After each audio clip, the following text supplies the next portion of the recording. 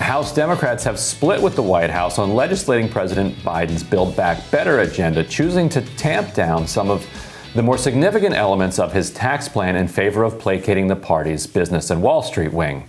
Democratic leadership in the House lowered Biden's preferred 28% top corporate tax rate to 26.5% and ditched the president's stepped-up basis tax, which would tax personal property on its total appreciated value upon the death of the owner. The tax would treat inheritance like a gift and tax deceased investors' assets, leaving their living heir to settle the bill. Here to break down is Arthur Delaney, a reporter for the Huffington Post. Welcome, Arthur. Thanks for having me. So, Arthur, let's talk first about this stepped-up basis tax that did not make it into the Ways and Means plan. The way that it was pushed back against is the same way it's been pushed back against for decades in Washington, saying that if you do this, all of the family farms are just going to be sold off to rapacious Wall Street investors. So if you support food and if you support small farms, you have to oppose this. How did this argument shape out? It's just like you said, and it's a real testament to the power of lobbying that whenever you say capital gains, members of Congress picture farms. It's totally not who would be really affected by the proposal from the Biden administration, but members of Congress, including a lot of Democrats, are so scared of this talking point that even if they know it's not true, they are not going to go for that tax proposal just because they don't want to get attacked. And so the proposal to tax capital gains at death, which would raise a lot of money and was a significant part of the Biden tax plan, got dropped. Arthur, is there an amount on this? Because a lot of homes that people own are worth, some money. So would this have said to a person, okay, your parents died, you inherited the house, now you have to pay a tax on the appreciation of this house, which they won't be able to afford in a lot of cases. So they would be forced to sell their family home in order to pay for this. Is that what the situation was? Because I would be definitely against that if that's what it was. That's a great question, and that's a much more practical way of looking at the policy. There would be a exemption for $1 million under the Biden proposal. So you would only have to pay that tax if the amount that the house had appreciated in value plus your income exceeded $1 million, and the tax would only apply to the amount above $1 million. Mm-hmm. And Senate Democrats were actually going to push that to $5 million. And yeah, that makes more sense. Yeah. So if you just had a huge tax bill for inheriting a house, that wouldn't be so great. That would affect a lot of people. But when tax experts have looked at how many taxpayers have unrealized capital gains in a given year and income above $1 million, this is like 2-3% of taxpayers. Yeah, just to clarify, because here in Los Angeles, where I live, a house is even a house that's built in the 70s or 80s in a suburban neighborhood costs $2 million.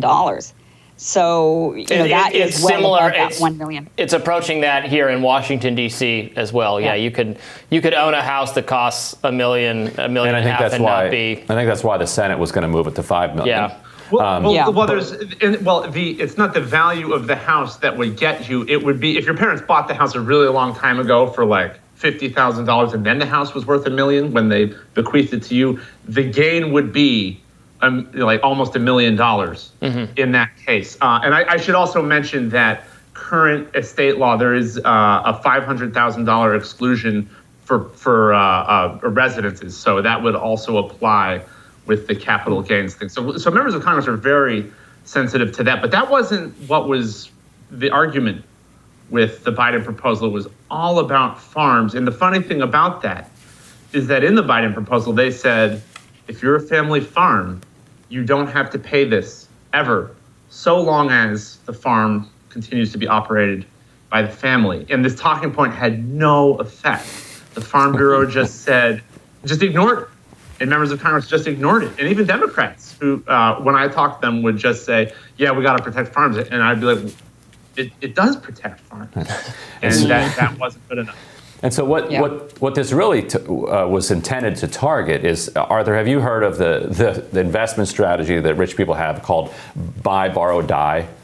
It's where like you buy stocks and then you continue to borrow money to live off of, because then you're not paying taxes on that. You borrow money using your capital gains as the what do they call it? I'm forgetting. Collateral. The collateral for the borrowing. So then you're never paying taxes on it, and then your final move in the strategy is die, and then you give it to your kids, and then your kids don't have to pay any of the capital gains that appreciated over that entire 70 years, and that's the thing that they're actually trying to protect with this argument around farms. Why is it that it's so difficult to penetrate this talking point?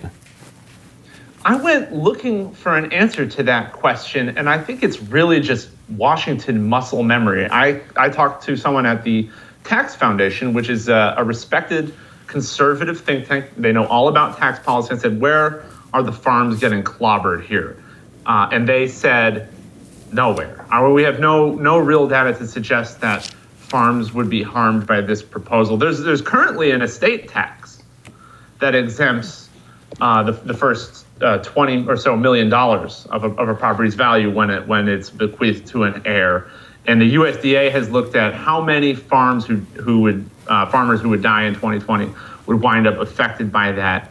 And out of thousands and thousands, tens of thousands, hundreds of thousands of estates created in that year, you'd have about 50 farms affected. Most of them would have enough liquid cash to pay the tax easily. For those that won't, they can defer the payments for 15 years and get a low interest loan from the IRS. There's all this stuff about protecting farms, and it just doesn't work because the death tax argument that Republicans have made is so powerful and well known that Democrats aren't even willing to talk about death, because the Biden proposal is taxing capital gains at death instead of letting the step up in basis that you described that people like Jeff Bezos and others use to avoid this tax for their lifetimes and their kids' lifetimes. It has the word death in it.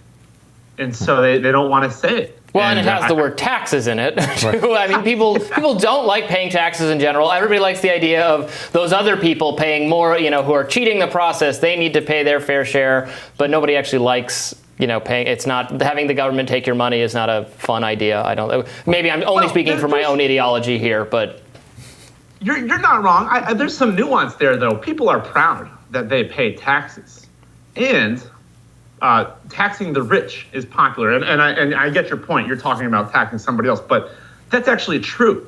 The tax hikes we're talking about would affect a small percentage of the population. The number that the Biden administration Democrats like to use is incomes above $400,000. And since we're often talking about millionaires and billionaires, maybe people don't realize how few Americans have incomes above that level. I mean, in Washington and among the peers of members of Congress, it's probably pretty common, but that's top 5% right there.